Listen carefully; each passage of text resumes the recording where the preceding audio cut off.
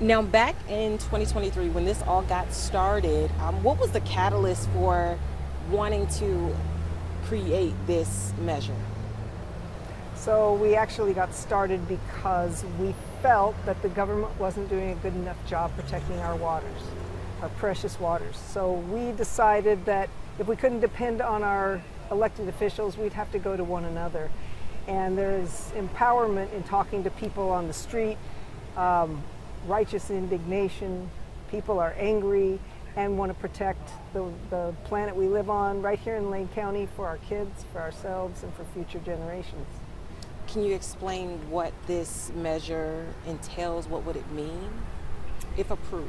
Right. If approved, it would secure legal rights for watersheds, including rivers and streams and all water sources to exist, flourish, persist, and regenerate. It would make sure that the residents of the area got clean and affordable drinking waters, and it would roll back corporate privilege to do harm in our community. Now, there is the Clean Water Act, and this has protections to an extent for our watershed, but it's not enough in your perspective. Explain why.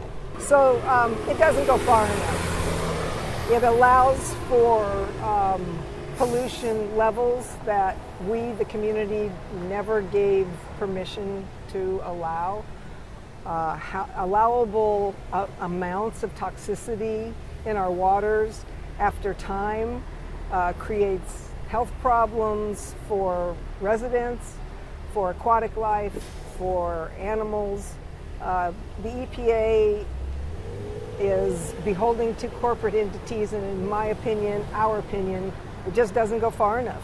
We want to raise standards for what's clean. Are there specific offenders that, when we talk about the Watershed Bill of Rights, that come to mind or were in mind when you put this together? Well, I would say that it's not specific names, but it's industry in general, agribusiness, big timber, chemical creating corporations. There's a whole host of corporate entities that have legalized rights to do damage in our communities, and we are challenging that. And Kunu, why does it matter? For me, I think there's this idea that here in the Northwest we have clean, pristine waters. I feel like that's one of the kind of public perceptions of the Northwest and the Pacific Northwest and Oregon in general. But I think something that the work that we're doing addresses is invisible toxins, these things that we can't see. So when you think of polluted water, you think of maybe like discolored water, you think of trash in the water, but there's a whole host of pollutants out there that we can't see, and these are these chemicals and these neurotoxins and these things that are in our water systems because of industry and in these allowable amounts. But in my opinion, I think that these allowable amounts are still a danger to the health of our communities and to the people that we live and care about. How much time did you have to get those 14,000 plus signatures? We had 2 years, and we came within 3 months of those 2 years. So we had a group of dedicated citizens. We're an all-volunteer organization. Everybody who does this work does it because we care about one another. We care about the county, and we came in strong, and we're feeling strong. This is super important for us to take our responsibility and not look to the left or to the right and say, who's going to do this for us? We're going to do this for us. And this was all under Protect Lane County Watersheds? It was, yes. Is that a nonprofit? That is a PAC. So it's actually under the auspices of Community Rights Lane County. We're a nonprofit, but this is an action that Community Rights Lane County supports. And we also get the help from a national organization called CELDEF, Community Environmental Legal Defense Fund. Yeah, we've got some heavy hitters in our group. And I went through the measure a bit, and I know that this would basically enforce or allow for entities to be sued. Can you kind of break down how it would work? Actually, what would happen is that the county would be required, our county commissioners would be required to enforce. If for any reason the county decides that they don't want to enforce, then any regular resident can enforce this through legal action in the court of law.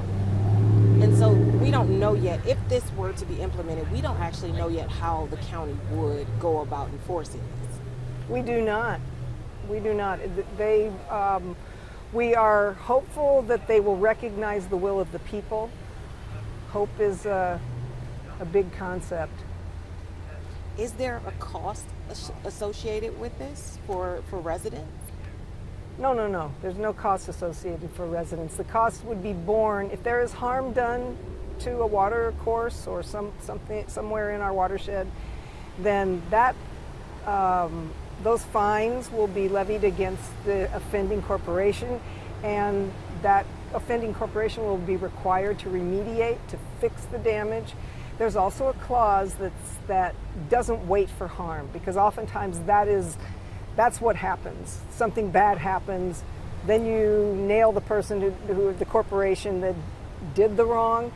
This can have a precedent where we, the people, can see a harm could occur and we can stop it before it happens.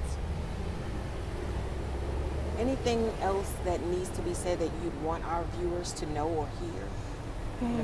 I'd like to share something. I think, especially for the younger viewers, when we think about the legal system and we think about the laws that we as citizens abide by, we think that these are systems that are rigid and that have always been in place.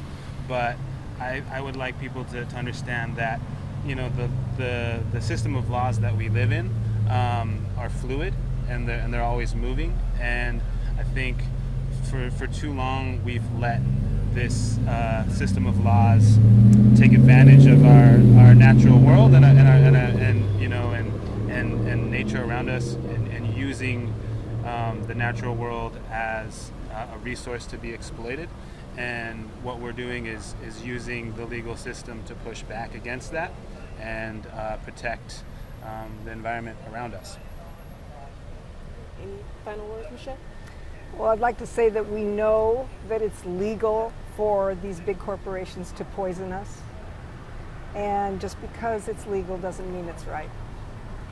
Time to change an unjust law to something that protects all life. Thank you both so much. Thanks.